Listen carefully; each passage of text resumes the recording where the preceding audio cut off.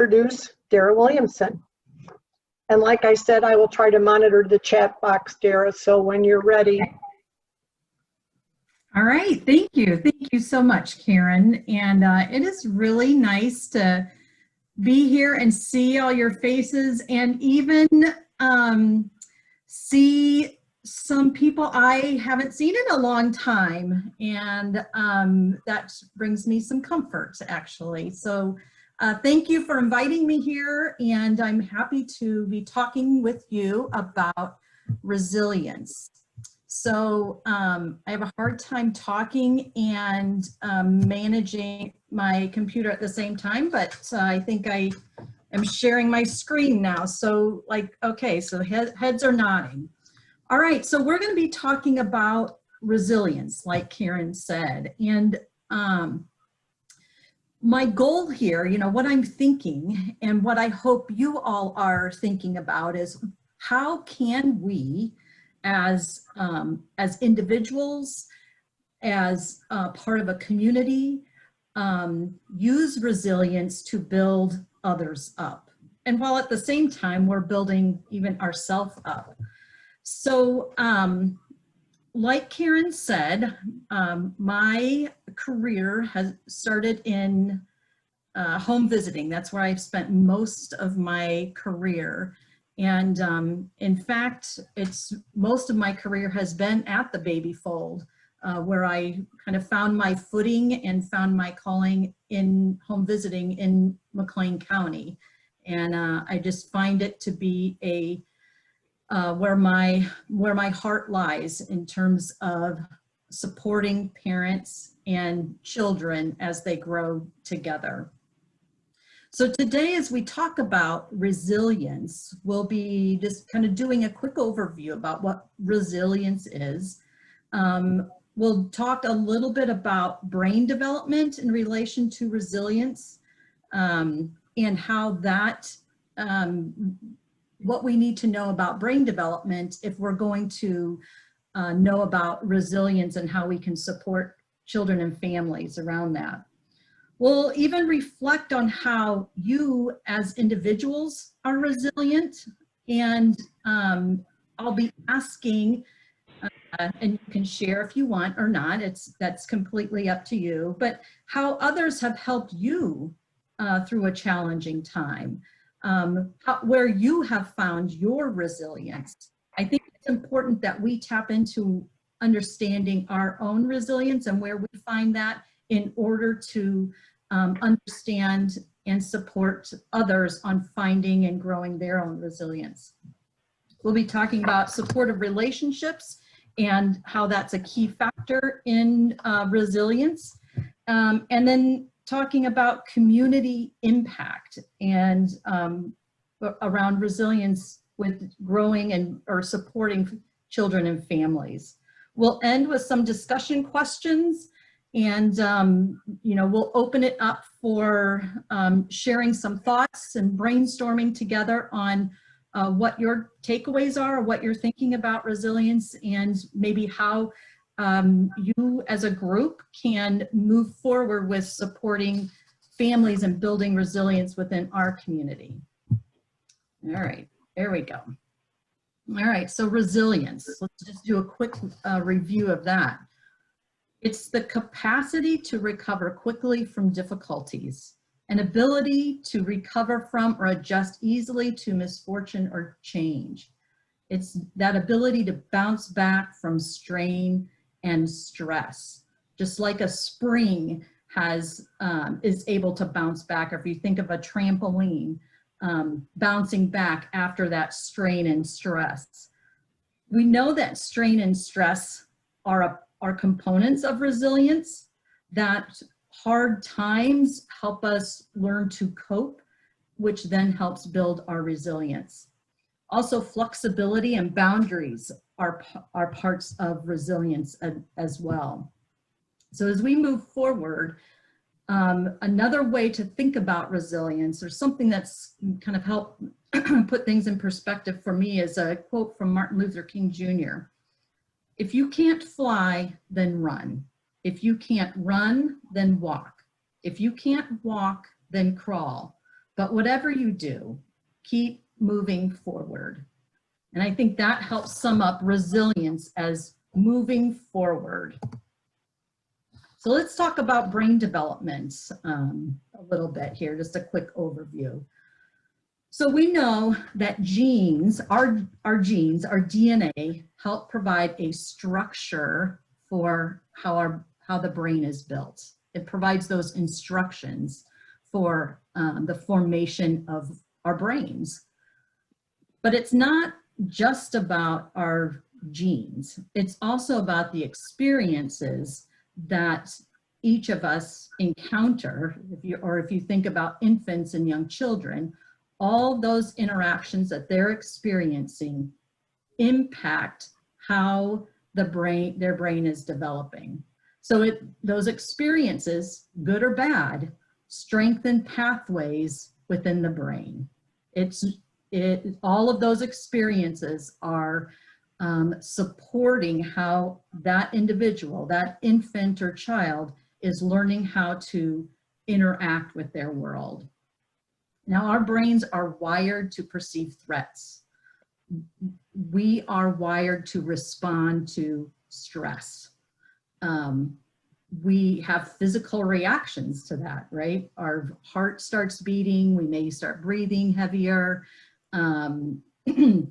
our temperature might rise, we may get sweaty.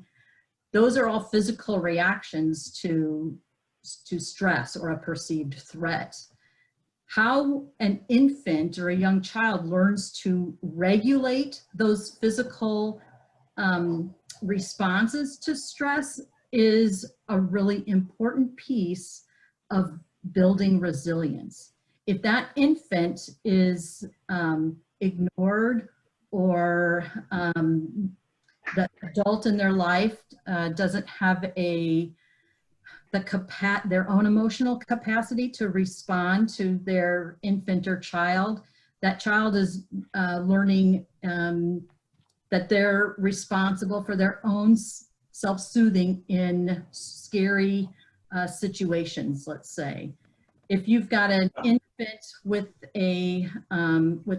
their parent or a caring adult who has the capacity to be attentive, maybe pick the baby up, talk to the toddler, pay some attention and be attentive to that toddler and infant's feelings, to help regulate that child's stress, that child is learning and creating pathways to build their resilience. They're learning positive coping mechanisms as early as infancy.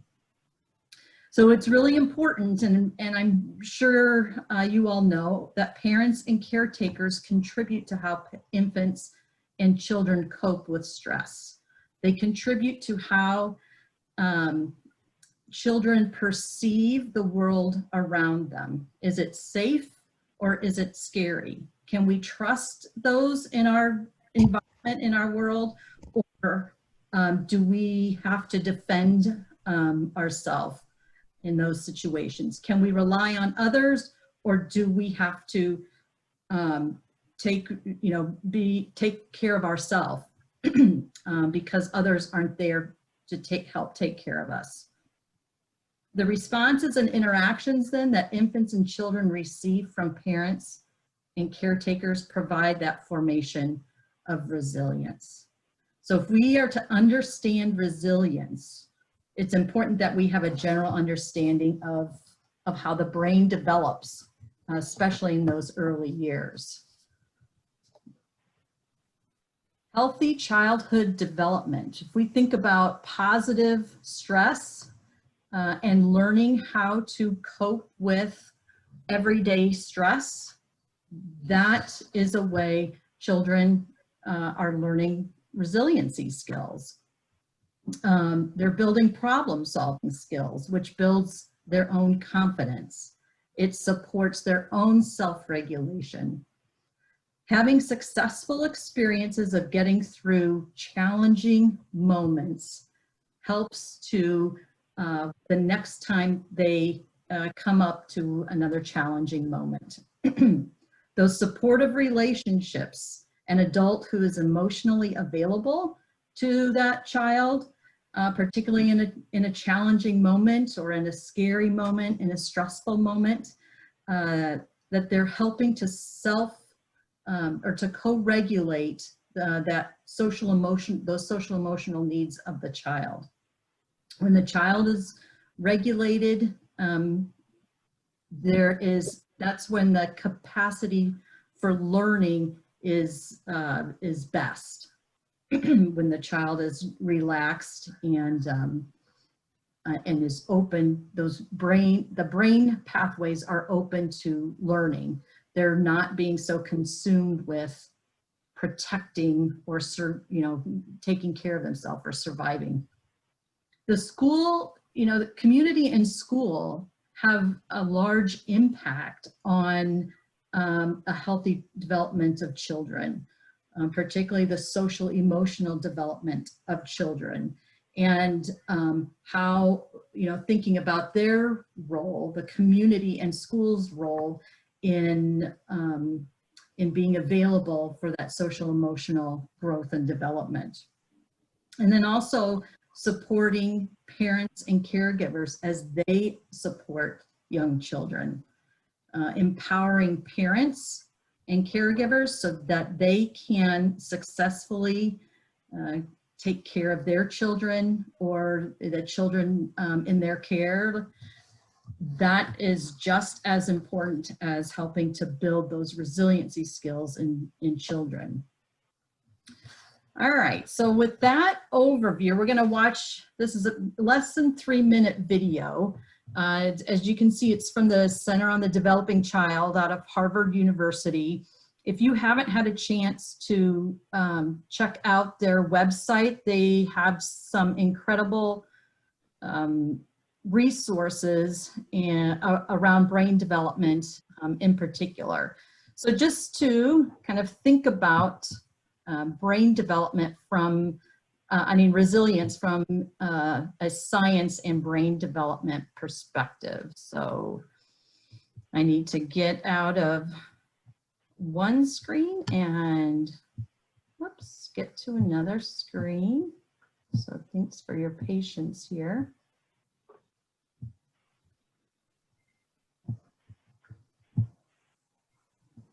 Okay.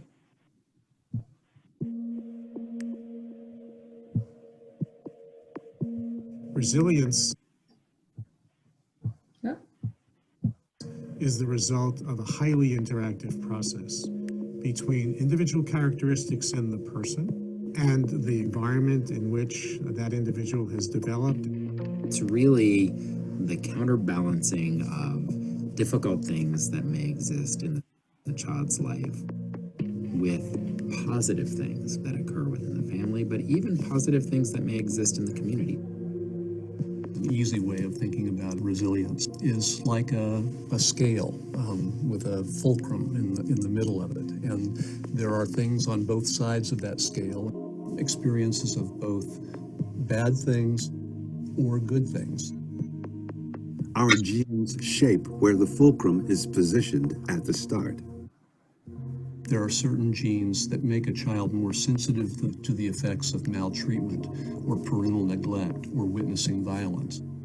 The fulcrum may start out kind of more towards one side or more towards the other side, and that's going to make a big difference in terms of how much these subsequent events affect things positively or negatively.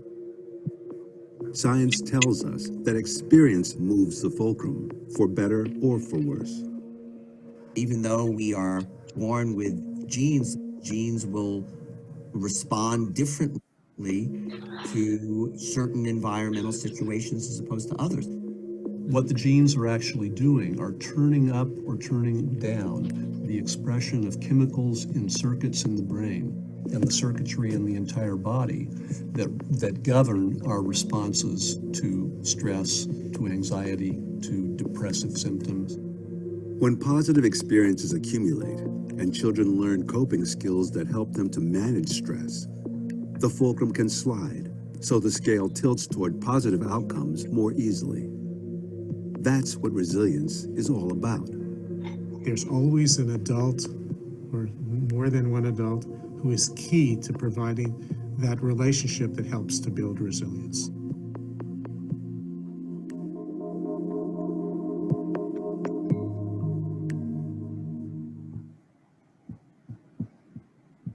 Okay, so as I'm getting back to my PowerPoint, I'm just be curious if you want to use the chat box to share a couple words or thoughts about what stood out to you in that short video around resilience.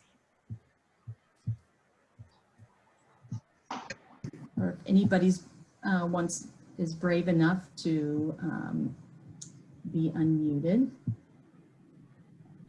So Dara, I of course have unmuted myself. And I didn't put anything in the chat box, but I'm just wondering, the one box that was talking about supportive community and school systems being, oh, that slide right there, how important that is for children's development. And during this COVID time, where children have had an absence of community and an absence of school.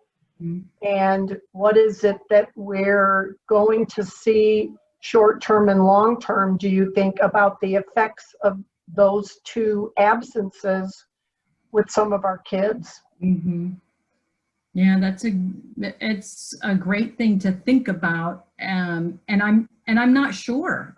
This is the first time we're all experiencing a pandemic, and it's hard to know what we might see. I think that, this is just from my point of view, that we will see where disparities are, I guess, in terms of supports for families and parents in particular,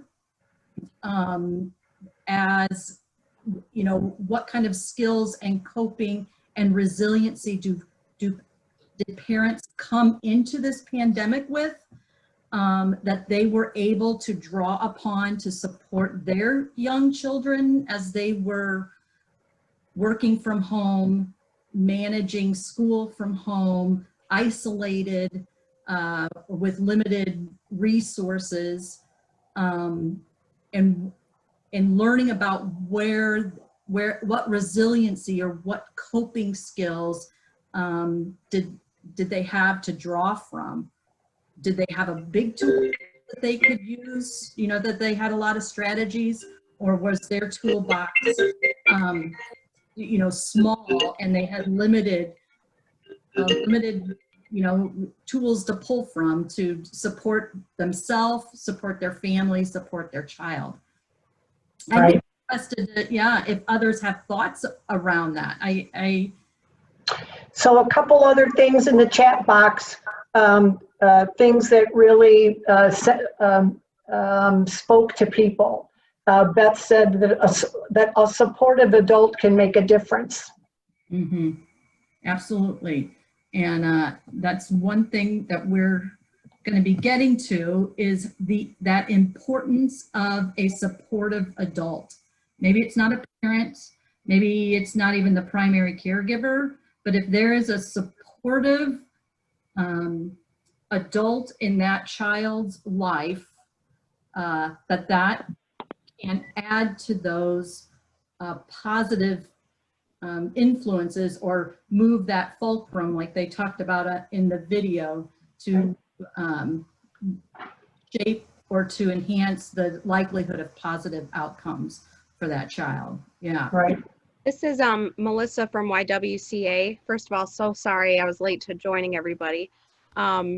This reminds me a lot of the trauma-informed care we've been doing. I really like that not only is it focused on the child, but also the caregiver and the parents. I think everybody needs, like, I need to make sure that I am in the right frame of mind to be the best, healthiest parent I can be. And that also goes for teachers. And I think a lot of people are worried about kids falling behind academically, but a child is not going to sit there and learn if their basic needs are not met, and if they are, you know, traumatized, especially from what's going on with COVID and everything. So I really like the direction of how this is being taken, that it's supporting everybody. I think it's really important to be mindful that we all need support. Right. Thanks, Melissa.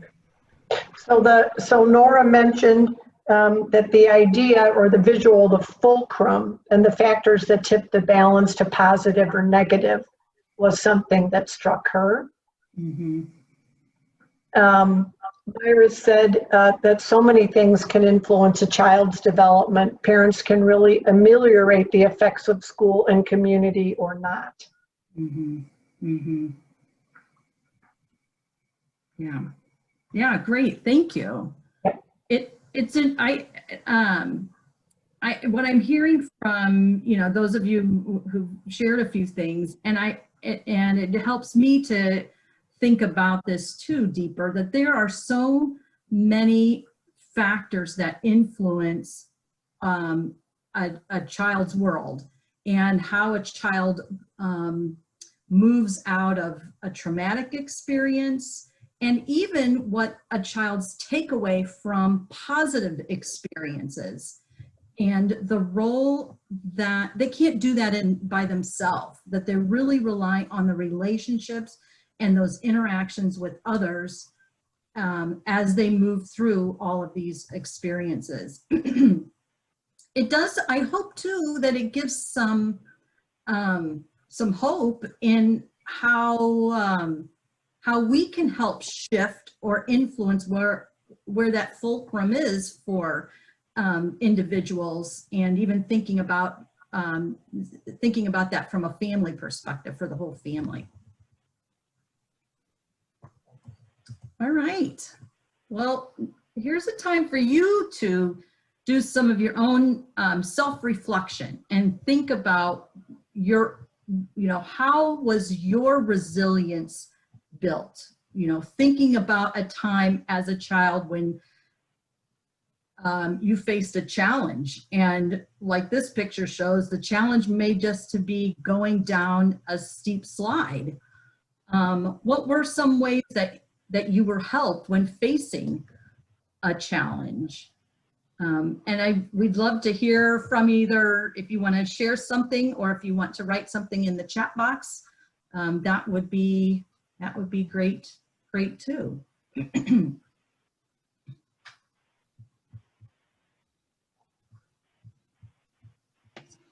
Okay, I'll go.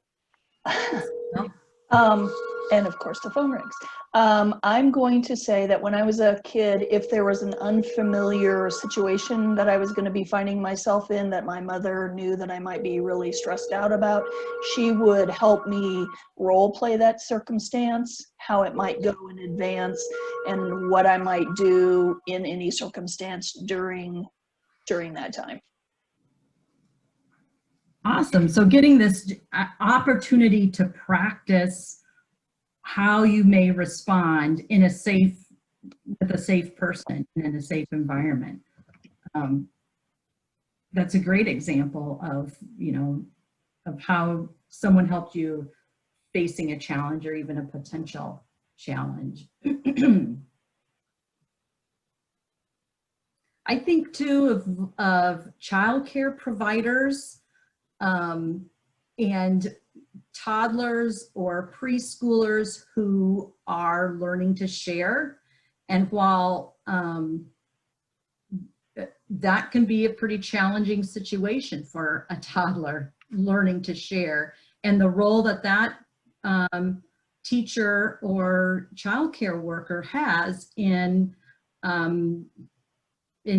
helping to learn what sharing is about, or taking turns. So things as simple as, learning every day, coming to, what am I trying to say? Just overcoming everyday stressors or skills that we all need in order to interact with each other in a productive way. I was fortunate enough to have a wonderful Girl Scout troop leader when I was a kid.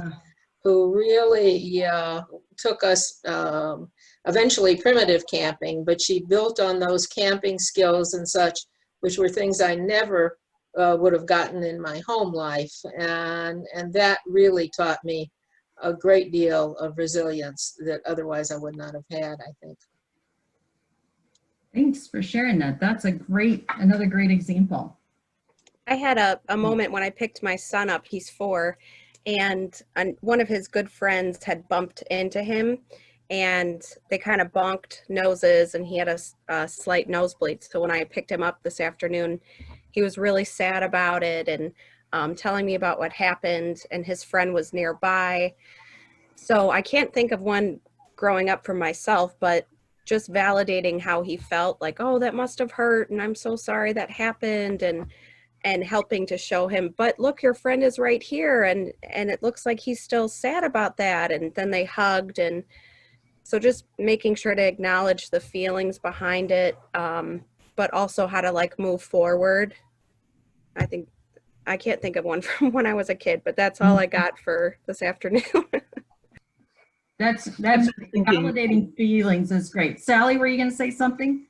I've been thinking about the relationship between resilience and decision making, and it seems to me that resilience is the ability to make good decisions at a given time, when you, whatever that time is. And I do recall that my parents really let me make my own decisions a lot.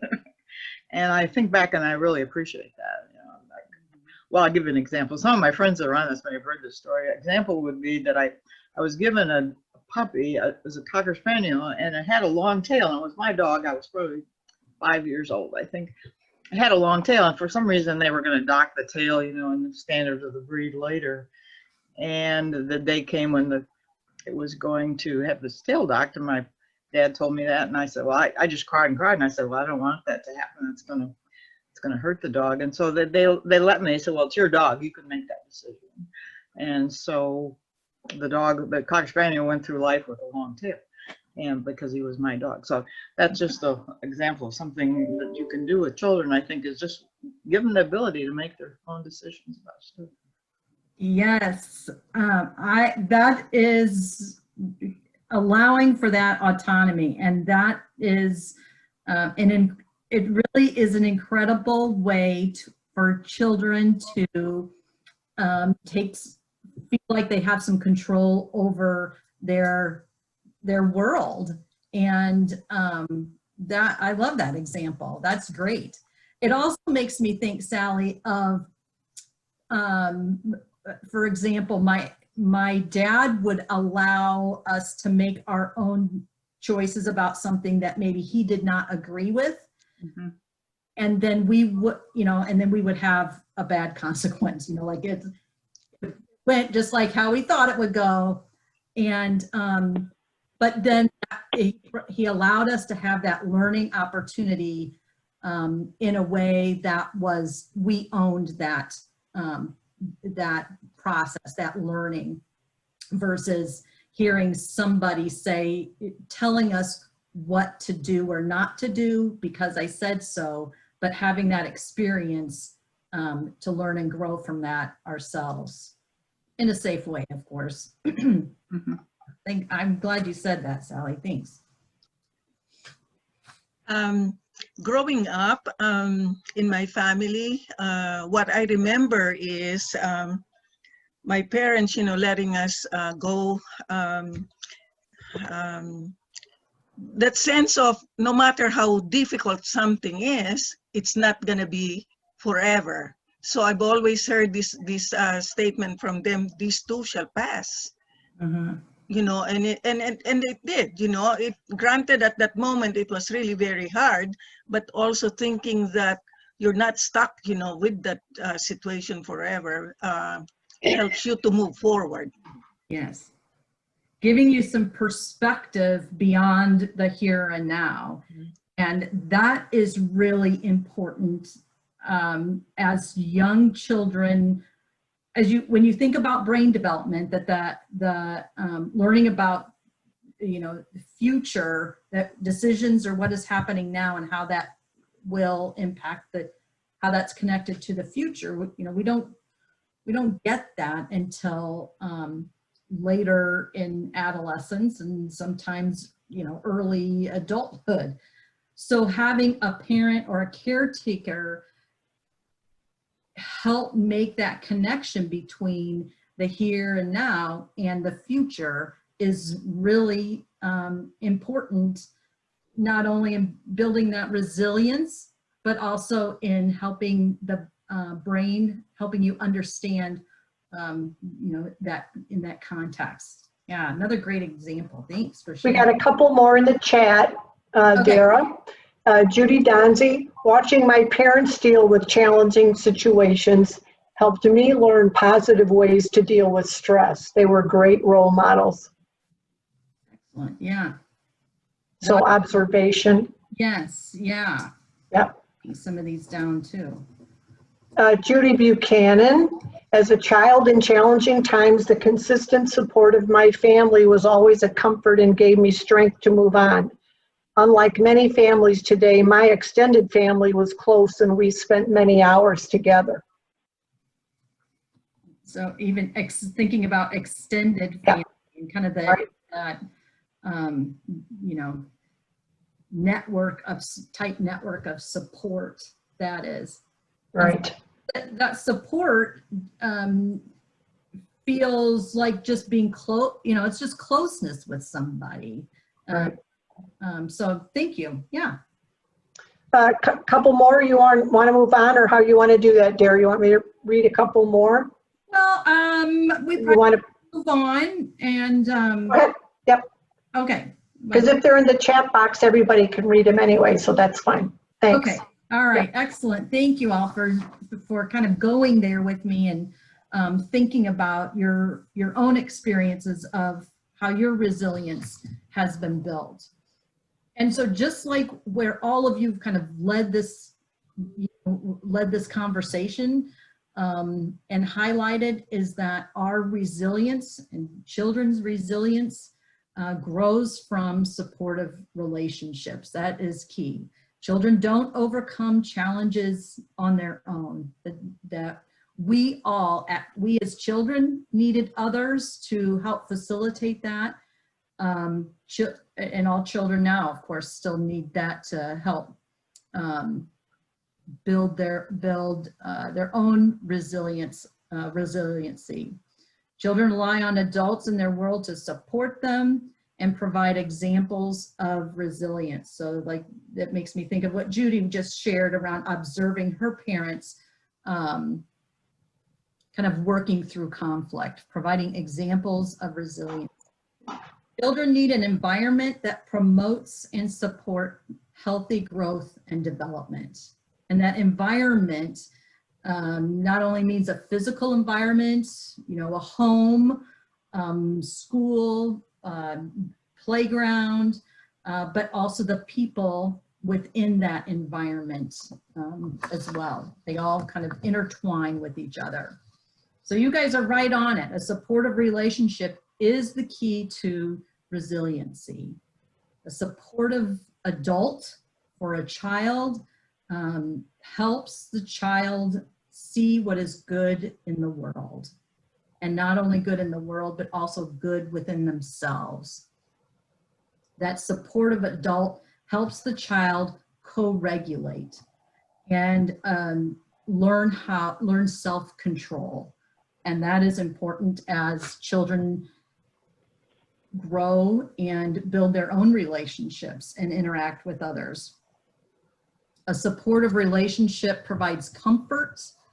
And I think it was Melissa who's said something earlier that I wrote down here too, is a supportive adult identifies and validates a young child's feelings. That is just as important. So thanks for bringing that up, Melissa. So what exactly does a supportive adult do? We think about activities or actions that supportive adult in a child's life does. How can they impact and help build that resiliency? I think first and foremost is that supportive adult listens without judgment or prescription, that listens and hears what the child is sharing, hears or sees how the child is behaving, and provides a safe space for that child to express him or herself. Even as adults, we need, when we're stressed or we're wound up, or we need just somebody to unload to about something that just happened during the day, that it is helpful to, let me get it out. Let me just say what I need to say, listen to what, I've listened to all of this, then we can move on to kind of process and think about what, maybe how I could handle it differently, or what I can do tomorrow, or how I can take care of myself. But first and foremost, we as adults have to provide an example and model what a good listener does in those moments of stress. That we're accepting. We may not agree with the child's behavior, but we certainly still accept that child or adult, or maybe a young parent, or your neighbor for that matter. I mean, we're still accepting of that individual. Where a supportive adult recognizes and acknowledges the individual's strengths and calls them out, identifies them with that child or individual. A supportive adult demonstrates a belief in that person or child and cheers them on. They're encouraging. Also, a supportive adult, so when we think about a healthy or secure attachment, that's something we want young children to experience with their parents, if that's possible, or with a primary caregiver. Dr. Bruce Perry identifies 4 components of a secure attachment, and I've included them here as qualities that a supportive adult can have, or should, think about those qualities in supporting a child. And that's being predictable in your responses and your behavior. So, having your own self-control as you're responding to a family, a parent, or a child, an infant even. Showing genuine joy in those interactions with that individual or child or family. Providing safety, that your relationship, your interactions are safe, that they're not threatening or perceived as a threat for that child. Because remember, when we or a child perceives a threat, we're instantly in a defense mode. Our brain is telling us to protect ourselves.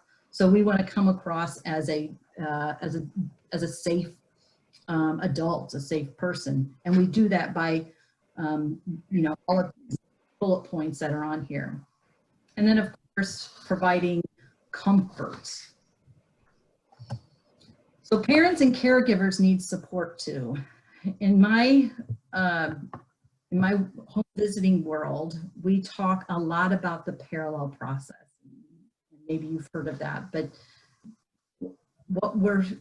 as we approach supporting families, that we're not thinking about only supporting parents or only supporting the infant or child, or even only supporting the family, but we recognize that how our interactions are with the parent can translate to how the parents' interactions are with their child.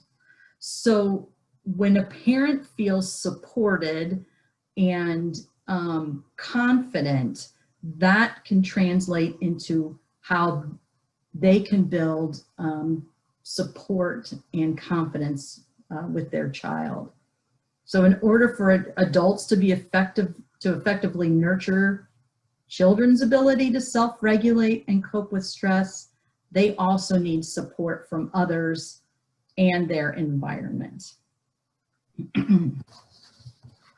All right, so this is another quick, it's less than 3 minutes video. And once we're done with this, I hope then we can move on to kind of a closing discussion about, maybe kind of brainstorming or what you as individuals might want to do, or you as a group in moving forward.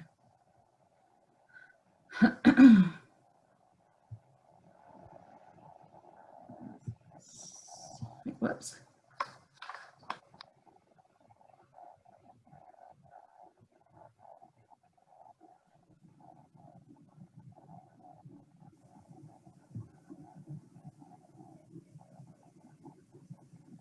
Whoops, that's the wrong one, isn't it? Sorry, hold on a second.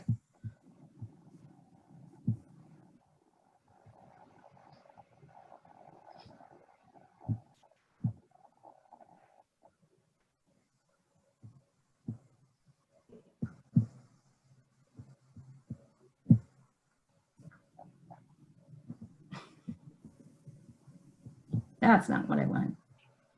My apologies.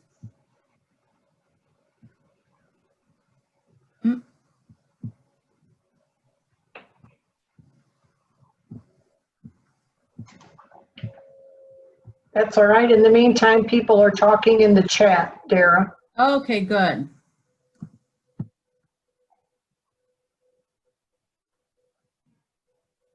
And thank you to everybody who's putting stuff in chat. We haven't got around to everything, but some really nice sharing and some support right here in our own group, I would say.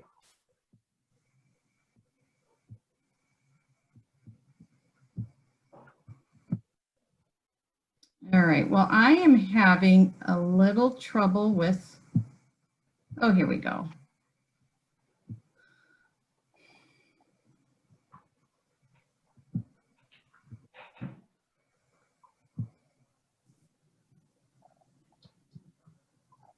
Yeah, That's it. Is that the right one? I believe so.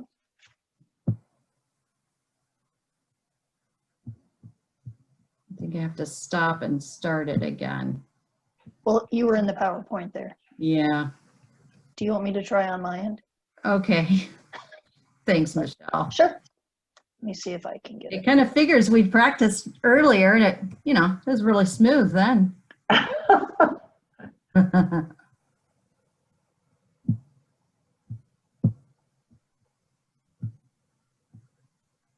Oh, there you go. I don't know. Can people hear? Not yet. Not yet. It's very quiet. So when you share a video, when you first share your screen, there's a little, if you unshare and then reshare, you'll see a little box in the lower right of the pop-up that says optimize for video, and that usually helps with audio. All right, let me try. Oh, there's like a little checkbox. Still running on my end.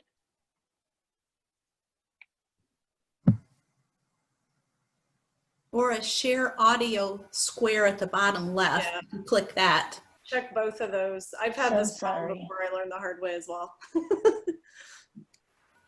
Let me try it again. Thanks for hanging in here.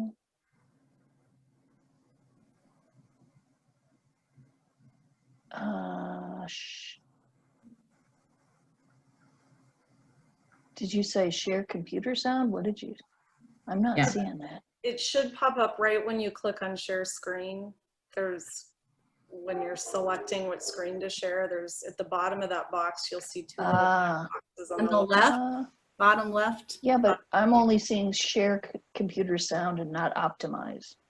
That's grayed out for me. Share computer sound will do it. Do that, yeah. Thanks, everybody.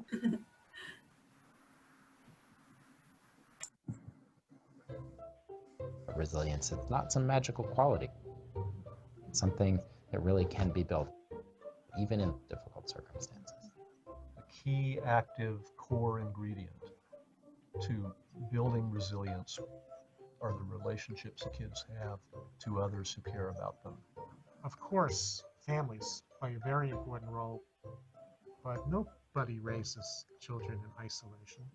We have a huge amount of research to show the powerful impacts of teachers, coaches, other adults in the community with whom children have a chance to develop relationships, who play that critical supportive role of building resilience.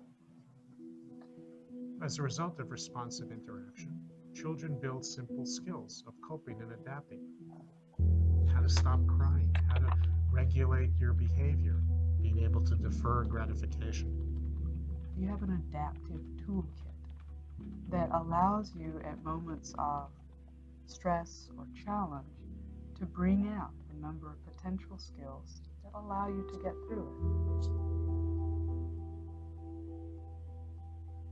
As children get older, the sophistication of those skills increases. Being able to monitor situations, solve problems.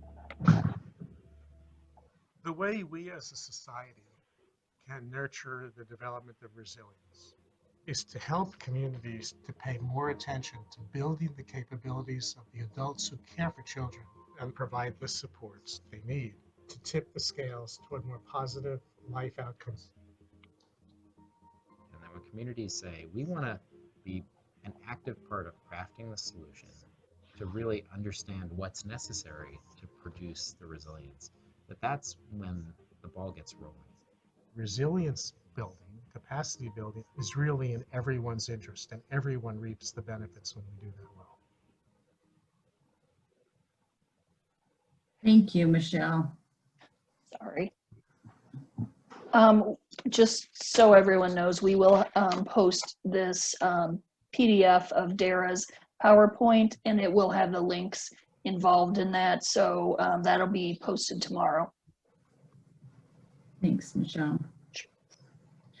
So as we kind of wrap up and think about the, building resilience, and not only from an individual perspective, but also from a group or a community perspective, I'd like to end, and maybe Karen, you can help with this discussion too, but I guess first of all, thinking about what are your takeaways? What are you thinking now about resiliency?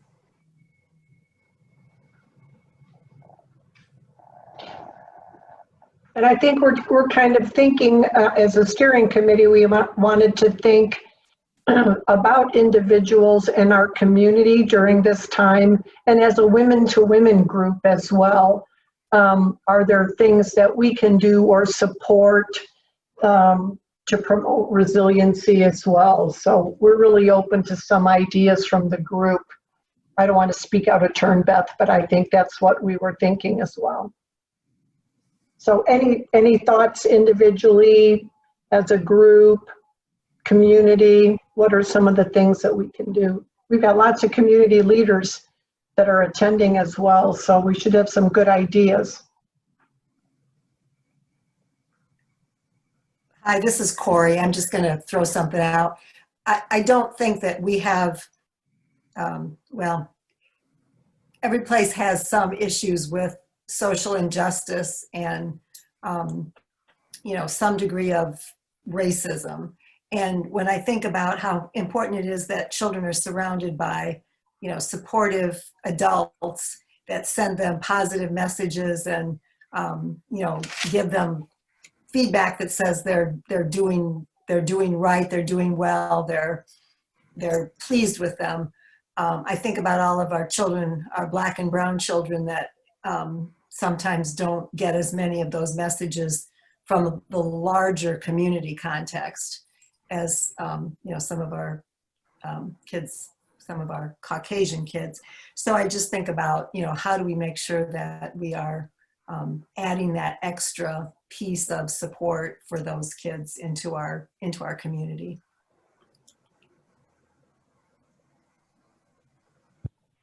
Great, thanks, Corey.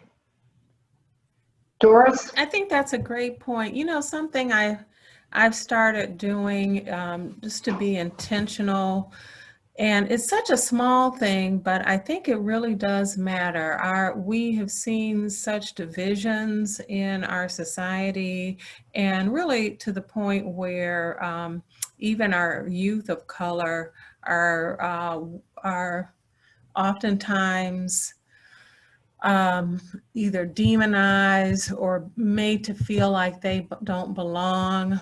And just one small thing I'll do is if I see a young person crossing the street, just wave, acknowledge their presence. Or if I'm driving and, I see a young family walking across the street, I'll stop my car and let them pass by, acknowledging you're human, I value you. And, because that impact of walking through life feeling as if others are, you're under surveillance or there's some suspiciousness, and just a kind wave and hi, how are you?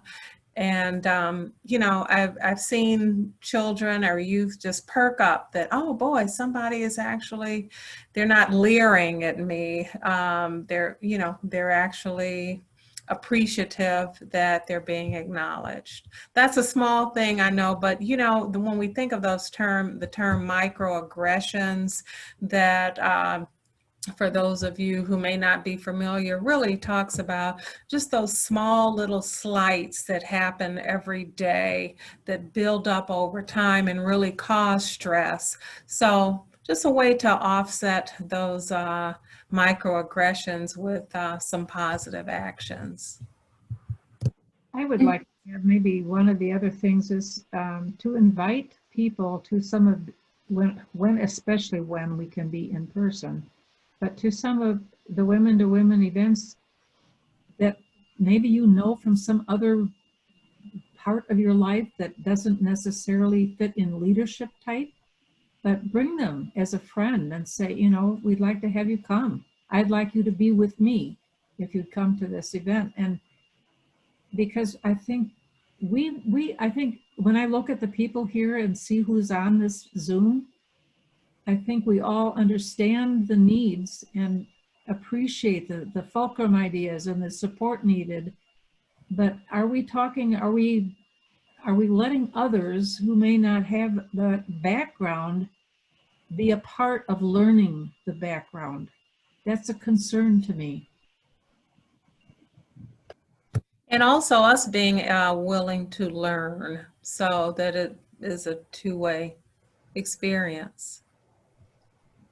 To build on Doris and Carol, what you both are touching on, is that as individuals, as we build our own resiliency, it works for the skills that I have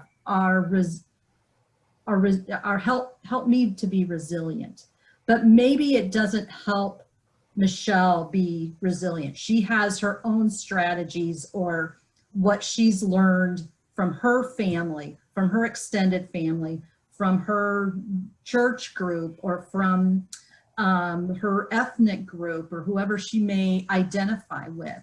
And I appreciate, Doris and Carol, you kind of voicing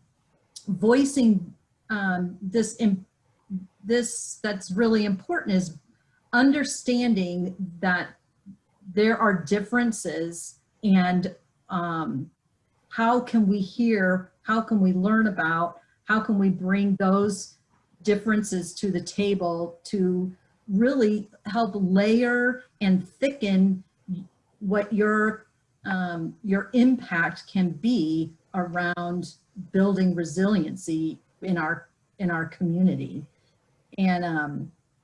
And then also, Doris, when you're talking about little things that you do, or examples of these individual interactions, that really is an extension.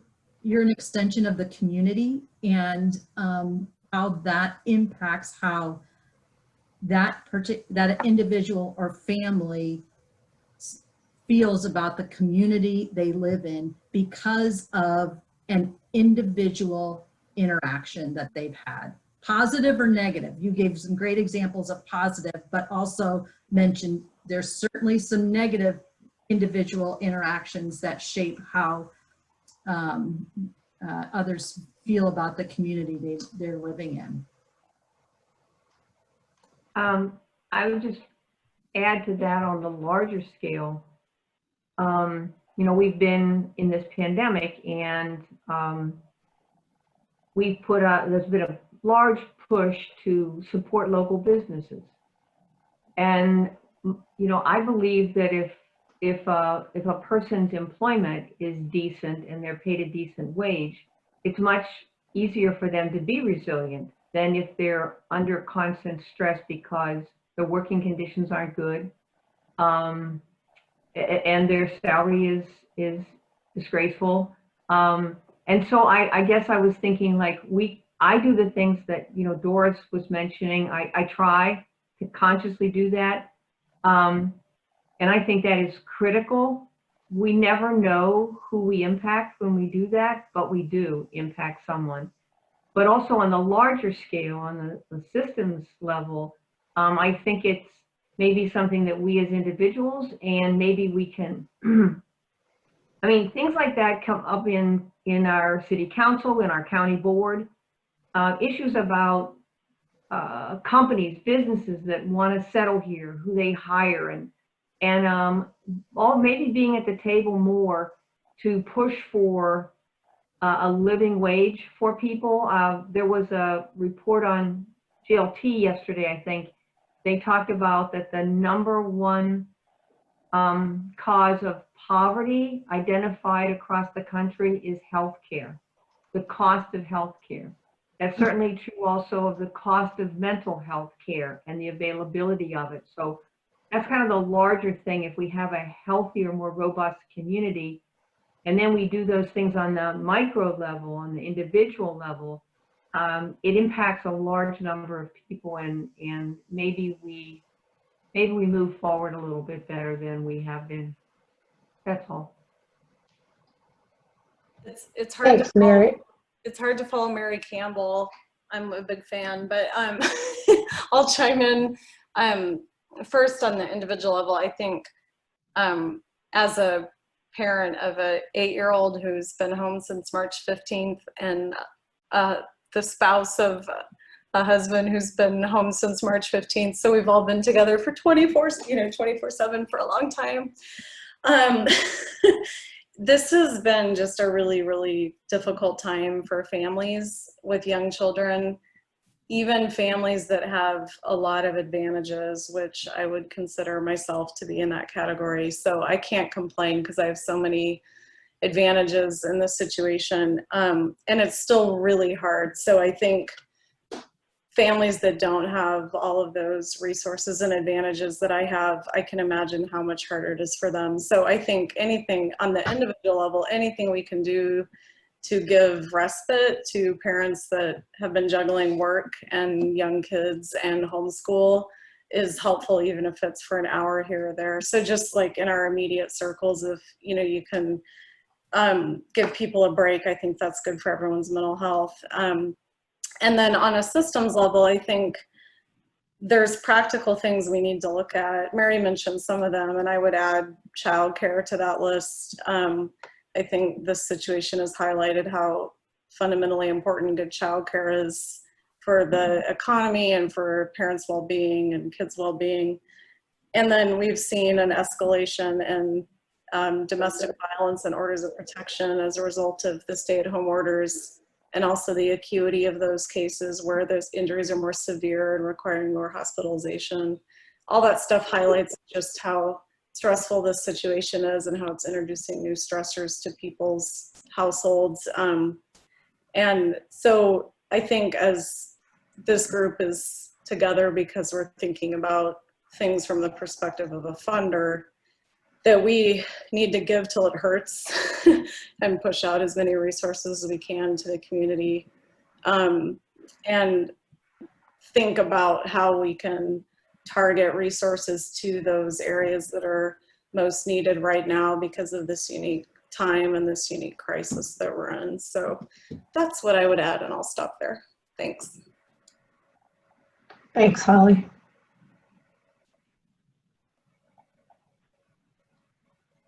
Dara, I might mention just one last thing. Myra had put in the chat box, which I think is really interesting, that she had learned today that ISU's College of Education is providing twice a week tutors between 300 and 400 students to children who need extra support in at-home learning.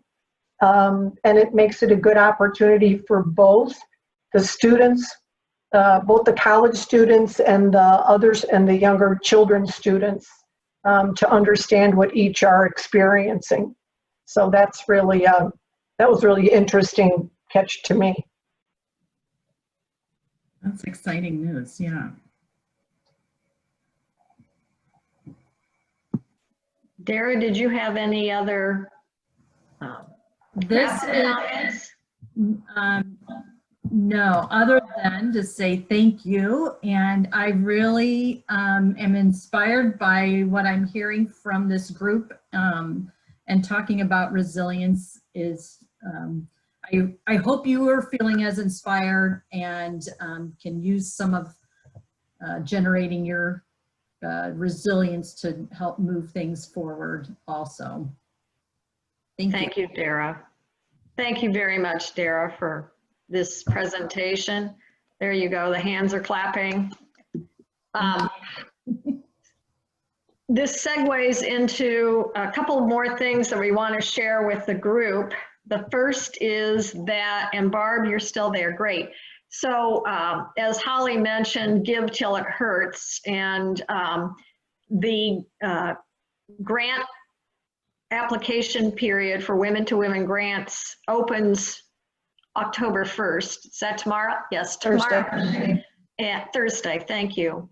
And Barb's going to share with you a little bit about that process and the focus of our grants this year. But all of the information that we've received today, I think dovetails well into the grant making process and the grants that we'll be distributing to agencies in the community.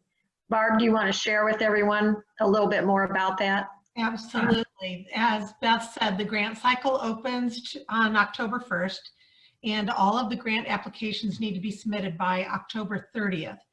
The focus for this year's grants is to support resiliency, that capacity to recover quickly from difficulties for children in our communities from birth to 3rd grade and their support networks, family, teachers, and caregivers. And as Dara's presentation just gave us 1,000 examples of ways that that can get woven into the grants and woven into programs to help our community. Like in the past, the grants will require a collaboration with another organization to address this focus. This year we have $38,712 for our grants, and a short list will be developed in mid-November. The presentations will be held on December 8th at 1 o'clock, and recipients will be notified in early January. So we would love to see lots of applications. There's a lot of need in our community, and always that need to continue giving to the Women to Women Giving Circle. Thank you, Barb. I spoke of this earlier in the summer, but because we did not have our summer solstice, which is a celebration, our big celebration, we had a little bit of extra funds available, as well as some leftover grant funding from last year's cycle. So Women to Women contributed to the larger grants that were being made by the Illinois Prairie Community Foundation to feed families during COVID. So we feel really good about the fact that we reached into our pockets and dug a little deeper to expand our giving ability this year.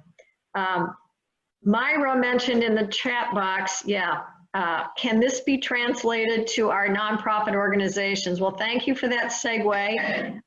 On November 19th, the Prairie Community Foundation will be offering its workshop. It'll be virtual this year. We'll also be celebrating philanthropists in our community. But the workshop will be on how not-for-profits can develop resiliency and innovation during these very trying times. So Dara, once again, I think you've given us probably a little bit of a primer and a prelude to what will be provided to the not-for-profits in our community. So I know some of you on the on this event today are from not-for-profits, and we encourage you to sign up for the workshops. And we want to support our not-for-profits. If we don't have them, we can't provide support to the folks in our community who need the support. So it's like layer after layer after layer. And finally, I just want to pitch a few things about our Women to Women Giving Circle. Pat Grog is sort of our, I want to say, the mentor for all of us on Women to Women, but this next year will mark 10 years since the Women to Women Giving Circle has been making contributions and grants to our community. So we want to celebrate this 10-year anniversary in a big way. And some of you may have received a request from our Women to Women group that if you're interested in helping celebrate and planning the celebration for the 10th anniversary, please contact me or Pat Grog, because we'd like to have you involved in that. A couple of you already have, but if others of you are inspired today, please let us know. The Women to Women Giving Circle also would like some help on public relations, communications with the community. And this would not be a continuing appointment. It would be a when there's a need. So if you're interested in that, again, let me or Pat know. And then finally, if you like to do event planning, and it's not a huge event planning undertaking, but some of us have been doing this for a while. We'd like some other folks to have some creativity and some new ideas to help us with that. That's another way that you can help here and there, but not necessarily every month or every other month. And again, just let Pat or me know. I think I've covered all of the things I needed to cover from my list. Anybody from the steering committee have anything to add that I forgot? Okay. Again, Dara, we want to really thank you for your presentation today. It does give us hope, I think, that even in these trying times, there are individual things and larger group things that we can do to promote resiliency to those who are most needy in our community. And also learn some things about ourselves, I think, probably. With that, I think we have concluded. As Michelle mentioned, this will be posted tomorrow. So if you missed it, some of it, or if you want to share with friends, please do. And thank you all very much for joining us today. We're hoping very soon to see you all in person. Take care.